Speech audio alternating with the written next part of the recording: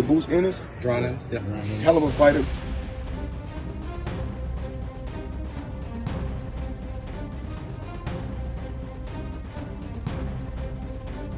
That kid Ennis, Boo, don't sleep on him.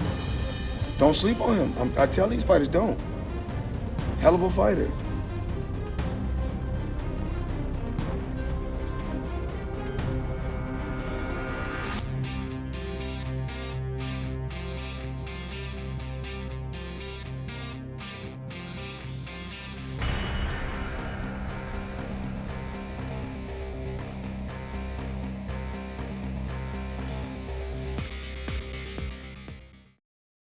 With an astonishing 29 knockouts in 32 professional fights, Jaron "Boots" Ennis has been unleashing a masterful blend of overwhelming power and surgical precision against a series of tough opponents.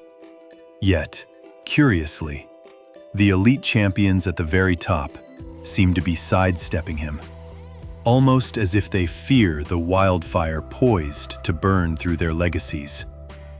Why does he believe this? Let's rewind and explore the fiery milestones of his career to find out. Born and raised in Philadelphia, a city where boxing is woven into the culture like cheesesteaks and the spirit of Rocky, Jaron was practically born with boxing in his blood.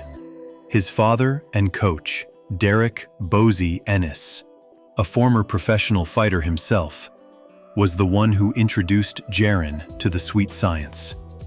At just 5 years old, Jaron was already shadowboxing in the gym, driven by a passion ignited by the sounds and sights of the sport surrounding him.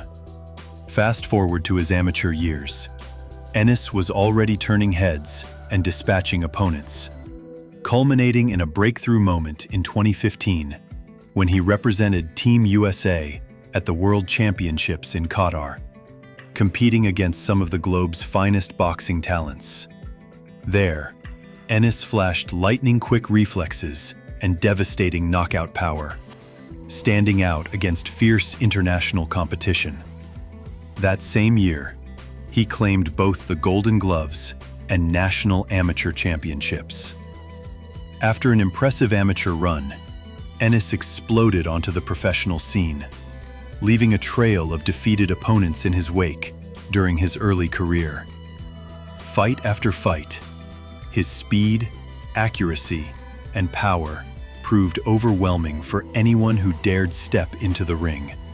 Each time he entered the ring, Ennis moved like a predator on the hunt, chasing gold and glory. As he climbed the ranks, his opponents got tougher, but none could extinguish his relentless fire. In just his first 2 years as a pro, Ennis notched 20 wins with 18 knockouts, earning his first title shot, the vacant WBC USNBC silver welterweight belt. His opponent?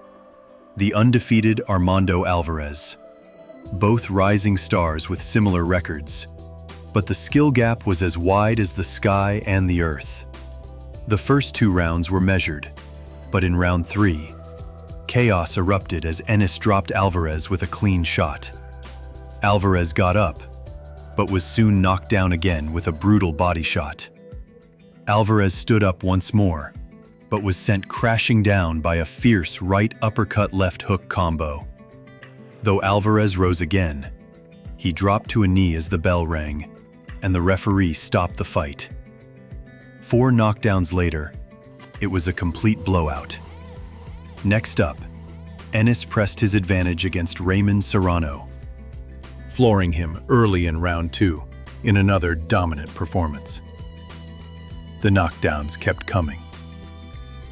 Like a wild predator, Ennis sealed the fight with a lethal uppercut hook hybrid.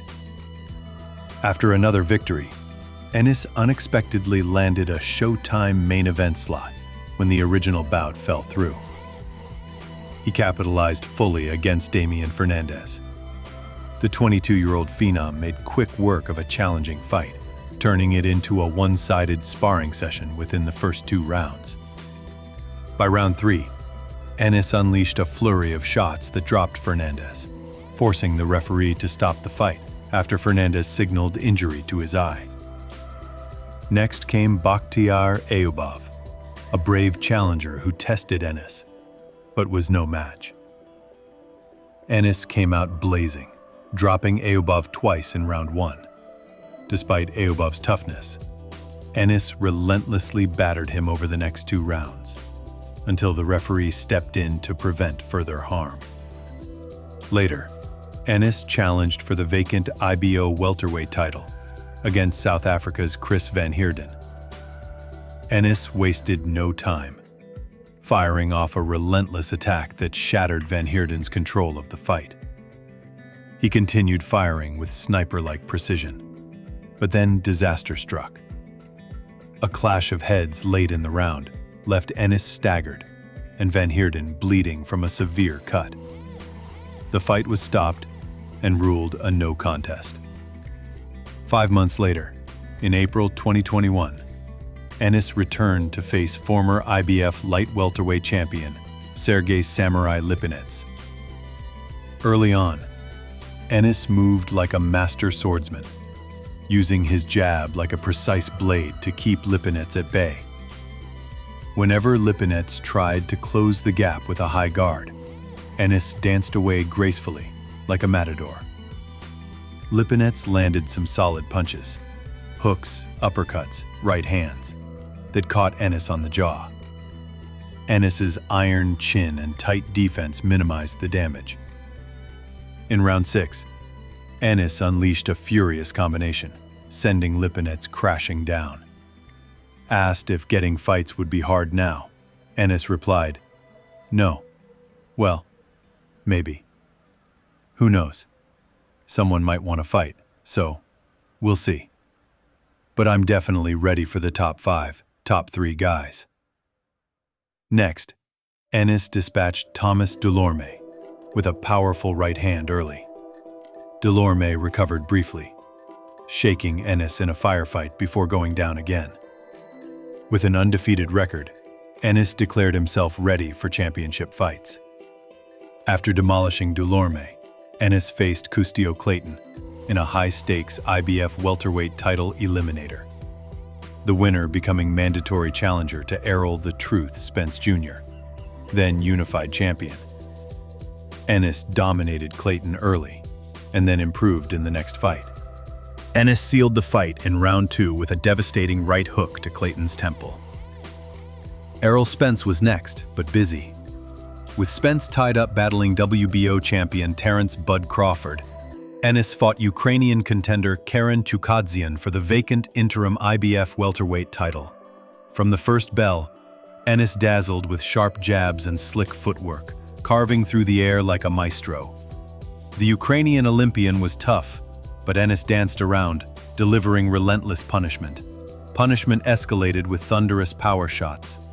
The Ukrainian endured until the final bell. Ennis won by unanimous decision, 120 to 108. With Spence and Crawford still out of reach, Ennis put his interim title on the line against Royman Villa. Ennis's lightning-fast hands and pinpoint accuracy made it nearly impossible for Villa to get inside. Villa's tight guard and pressure were mere flickers against Ennis's storm. As the fight went on, Ennis's combinations grew fiercer. In the 10th round, Ennis fired a left cross and thunderous right hook from southpaw stance, sending Villa reeling into the ropes. The referee didn't bother with the count. Weeks later, Errol Spence lost to Terence Crawford, who unified the welterweight belts and became undisputed champion. The IBF ordered Crawford to defend against Ennis, their mandatory challenger, but Crawford declined. IBF stripped Crawford and promoted Ennis to IBF welterweight champion. Ennis's first title defense was set against Cody Crowley, who pulled out due to a retina issue. David Avanesian stepped in on short notice and was overwhelmed. From the opening bell, Ennis showed why he's a force in the welterweight division, taking control with sharp jabs and smooth movement. The power jab landed perfectly, with Boots fighting orthodox, while Avanesian had an edge. By round 3, Ennis was clearly on a different level, tripling up on uppercuts, delivering precise body and head shots. Despite Avanesian's forward pressure, Ennis's defense and counters kept him dominant. In round 5, a sharp counter left sent Avanesian down. Avanesian beat the count, but Ennis's follow-up punches left him defenseless. Though Avanesian survived the round, the referee stopped the fight on medical advice before round 6. This victory gave Ennis another TKO and retained his IBF welterweight title, improving his record to 32-0 with 29 knockouts. After the fight, Ennis voiced his eagerness to face the top contenders, but challengers remained scarce. With 32 wins and a knockout rate over 90%, Jaron Ennis is arguably one of the best active boxers, with no signs of slowing down. Next up, moving up to 154 pounds, where thrilling matchups await against fighters like Terence Crawford and Virgil Ortiz Jr. We're hopeful it happens soon. Who would you like to see Jaron "Boots" Ennis face next? Share your thoughts in the comments. If you enjoyed this video, please subscribe and hit the notification bell. Thanks for watching. There are many interesting stories ahead.